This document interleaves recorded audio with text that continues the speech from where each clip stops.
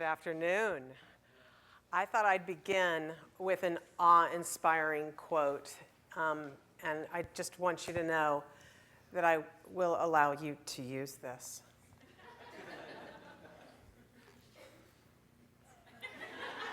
Volunteering is great, I swear. Seriously. I'm just going to begin by saying that it's great to be in a room full of people who I think are already service and volunteer believers. So I don't need to waste any time converting you to the power and the magic of volunteering. We all see our coworkers and our neighbors and our relatives and how they evolve into even better people when they volunteer, and how certainly our communities benefit.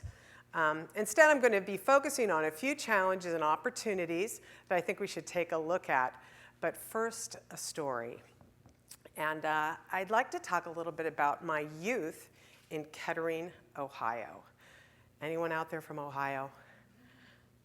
Anybody? No. Why, right? It actually, as it turns out, is a phenomenal place to grow up. And without knowing it, I was being raised in a volunteer utopia, I like to call it. It was also a German Catholic ghetto. For reasons I'm about to explain, there was 200 kids on our block. And we all had names like Hallerman, Zimmerman, Sherman, Baker. And all families had anywhere from 6 to 12 kids. I was one of 8, so I actually thought I came from an average-sized family, so I moved out to California.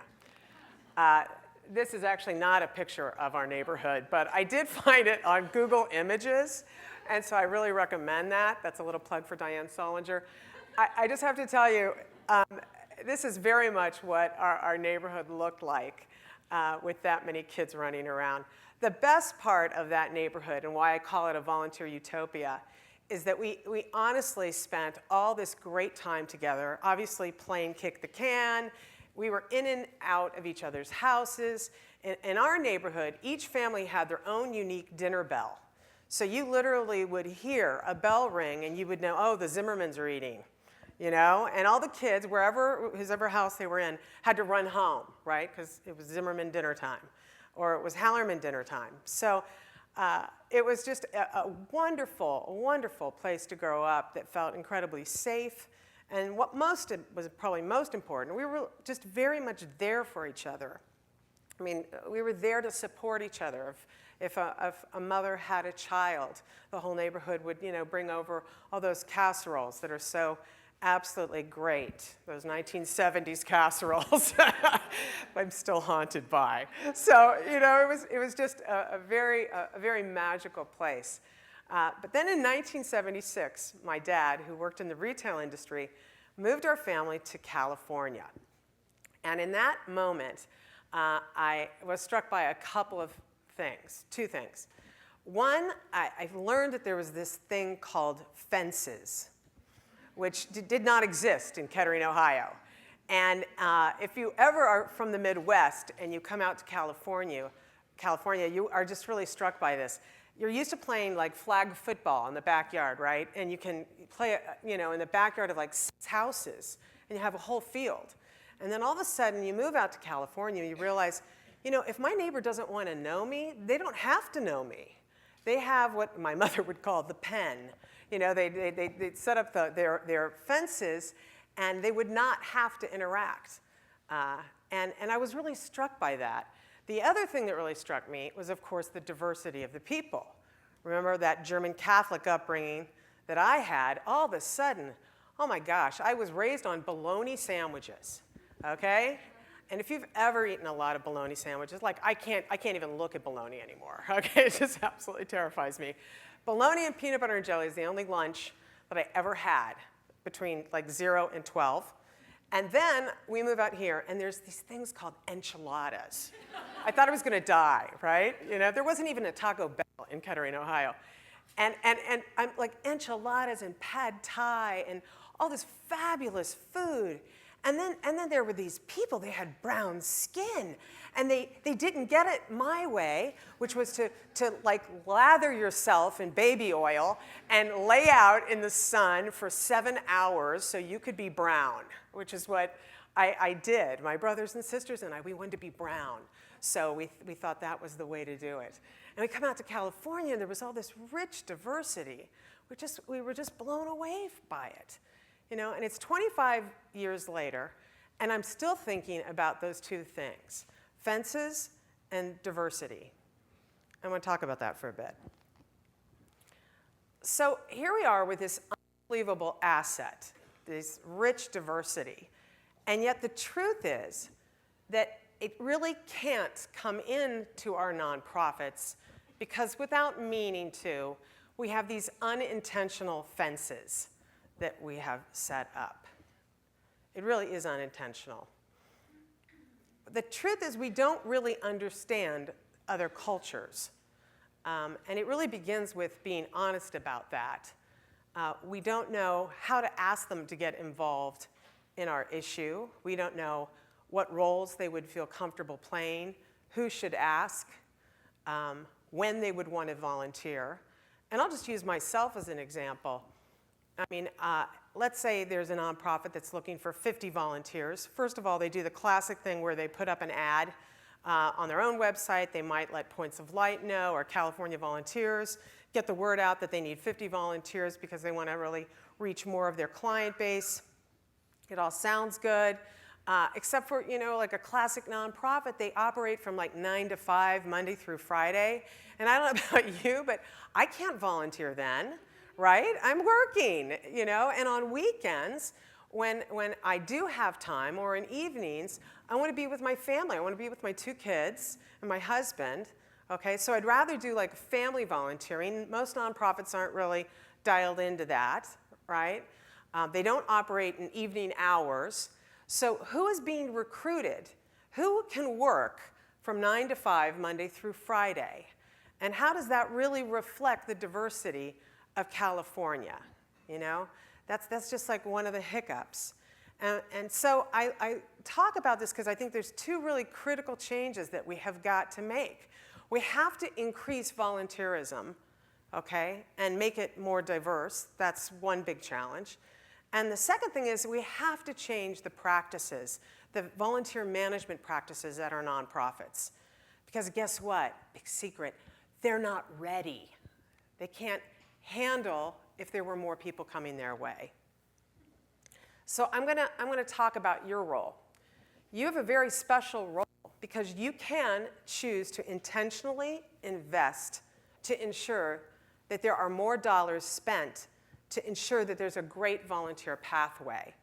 And I'll give a great example from the playbook of the Gap. Gap Inc. is just a phenomenal company, and Bobby Silton, a really good friend, who did, I think, a major revolution in Gap in 2006. She took a look with her team at the community investment strategy. And she saw a couple things, and she was in charge of both the foundation dollars and the engagement. And what she recognized is that, first of all, they had 130,000 employees. 90% worked in the retail end of things. And most of them had unbelievable skills in working with young people, right? They hired them, they trained them, they managed them. Really great skills. She also noticed in her community real challenges in the youth development arena, right? Youth that really needed that kind of knowledge and skill set. And so what they did is they made a very intentional investment in job readiness for 16 to 21-year-olds. And they aligned it with their employee engagement strategy. So what she basically did is she basically said, okay, employees, we're gonna offer you opportunities to sit down with youth. It could be foster youth, it could be kids from the Boys and Girls Clubs. And what we want you to do is be able to teach and help folks with resume writing, interview preparation, even conflict management, goal setting. These retail employees were so excited about this kind of work. First of all, they didn't probably view themselves as having any major skill set. What are you talking about? All I know is how to do this thing at the Gap. But it helped them to see themselves in a such richer way. It was unbelievable. And then you look out in that community, and you look at those youth that are often so forgotten, and people don't realize they don't have mentors. When you graduate out of the foster youth system at 18 and you're trying to get a job, no one is showing you that way.